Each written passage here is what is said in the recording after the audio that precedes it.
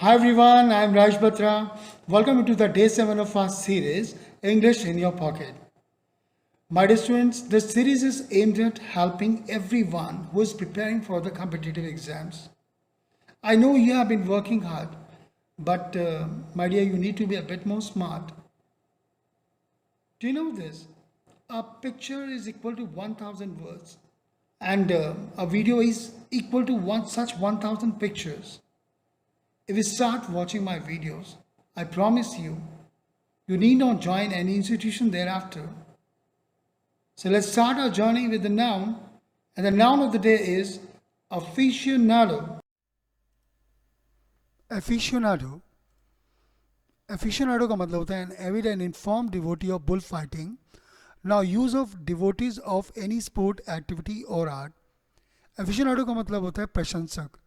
एक ऐसा प्रशंसक जो एविड हो यानी जोश से भरा हो एंड इन्फॉर्म्ड और उसे उस खेल की अच्छी खासी समझ भी हो.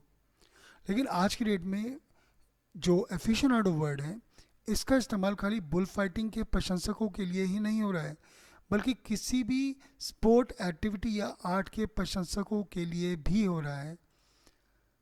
जैसे आप देख सकते हैं बुल फाइटिंग हो रही है और ये इसका प्रशंसक है.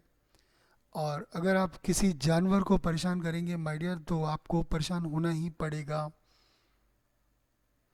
इसी तरह से खेलों के भी प्रशंसक होते हैं और आर्ट्स के भी प्रशंसक हैं. ये सिंगिंग के प्रशंसक हैं जिन्हें आप देख रहे हैं. जहाँ पे कहीं है मेरा यकीन, मैं जो तेरा ना हुआ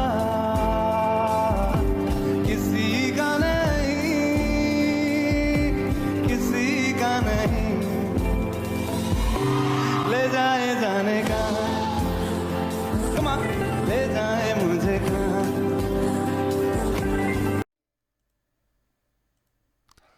आज का फ्रेजल वर्ब है add up.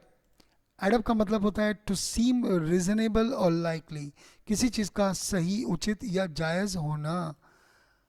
Ajay claim that he was at home at the time of murder. Ajay ने कहा कि जब मर्डर हुआ था तो वो घर पर ही था. But police said his story didn't add up. लेकिन पुलिस ने कहा कि उसकी कहानी मेल नहीं खाती, उसकी कहानी घटनाक्रम से मेल नहीं खा रही है. एडअप का एक दूसरा मतलब भी होता है, उससे बोलते हैं to increase gradually until there is a large amount. किसी चीज़ का धीरे धीरे करके तब तक बढ़ते चले जाना जब तक वो भारी मात्रा में ना हो जाए. The changes in the air quality are small. Air quality में जो चेंजेस हैं अभी कम हैं, लेकिन after while they do add up. लेकिन थोड़ी देर के बाद ये बहुत ज़्यादा हो जाएगा. एंड अफेक्ट पीपल्स हेल्थ, और लोगों की हेल्थ को बुरी तरह से प्रभावित करेगा.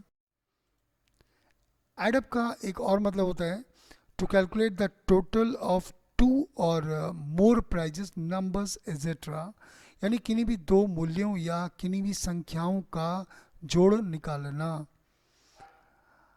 On asking he quickly add up the figures in his mind.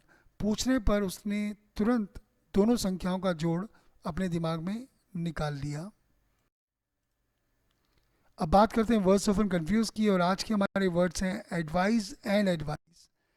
फ़र्क ये है कि ADVIC एडवाइस का मतलब होता है नाउन. ये नाउन है. नाउन मतलब इसका मतलब सिर्फ राय हुआ.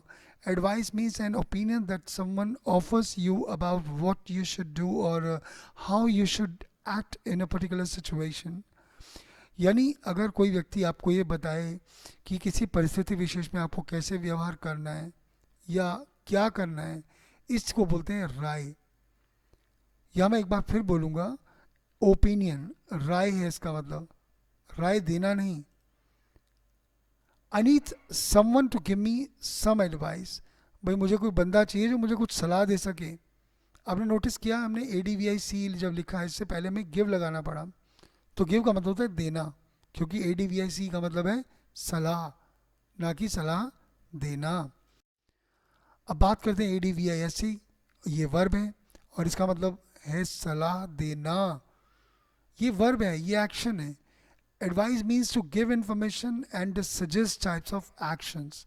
यानी किसी आदमी को पूरी जानकारी देना या उसे बताना कि किसी काम को कैसे करना है, कितना करना है, क्यों करना है, कैसे करना है, ये सारी चीज़ें. I have advise her several times but she won't listen to me. ये एक बहुत मीनिंगफुल सेंटेंस है जो आज आपको मैं दिखा रहा हूँ. एक व्यक्ति की वाइफ उसको बहुत परेशान कर रही थी, तो किसी ने उसको कहा भाई इसको समझाओ कुछ. तो उसने हार के क्या बोला, अरे यार I have advise her several times but she won't listen to me. और यार मैंने इसे बड़ा समझाया पर ये सुनती नहीं है. आपने नोटिस किया, मैंने कहा ये सुनती नहीं है, लेकिन मैंने यहाँ लिखा she won't listen to me. ये वोंट लिसन टू मी में वोंट का मतलब है विल नॉट. अब आप कहेंगे कि विल नॉट तो फ्यूचर में इस्तेमाल होता है, प्रेजेंट सिंपल में कैसे हुआ. तो मैं आपको बताना चाहूँगा वोंट लिसन टू मी का मतलब होता है does not listen to me. ये विल नॉट स्ट्रक्चर का एक एडवांस यूज़ है. आइए इसके ऊपर बात करते हैं. विल नॉट डू समथिंग दिखने में फ्यूचर है, बट बेसिकली इसका एक स्ट्रक्चर प्रेजेंट सिंपल में भी होता है. ये प्रेजेंट सिंपल का स्ट्रक्चर है, दिखने में ये फ्यूचर है. इस स्ट्रक्चर का मतलब है विल नॉट डू समथिंग कहता है कि जब कोई व्यक्ति या कोई वस्तु आपकी बात को मानने से इनकार कर दे, तब हम वहाँ पर विल नॉट स्ट्रक्चर का इस्तेमाल करते हैं. जैसे आप अपनी स्कूटी या कार या बाइक को स्टार्ट करने की कोशिश कर रहे थे और वो चल नहीं रही थी, तो आप क्या बोलेंगे, अरे यार ये चल नहीं रही. तो हम इसको इंग्लिश में क्या बोलते हैं, पता नहीं क्या क्या.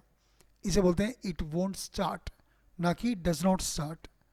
इट वोंट स्टार्ट का मतलब यार ये चल नहीं रही, I wonder what's wrong with it, पता नहीं से क्या हुआ है. सो आप समझ में आया आपको, that is it won't start. Basically ये प्रेजेंट सिंपल का स्ट्रक्चर है, लेकिन लिखने में ये फ्यूचर के रूप में यूज होता है. With that, the topic is over, and thanks for being with me. Have a nice day. And my dear students, don't forget to share, subscribe, and like it. Thank you so much.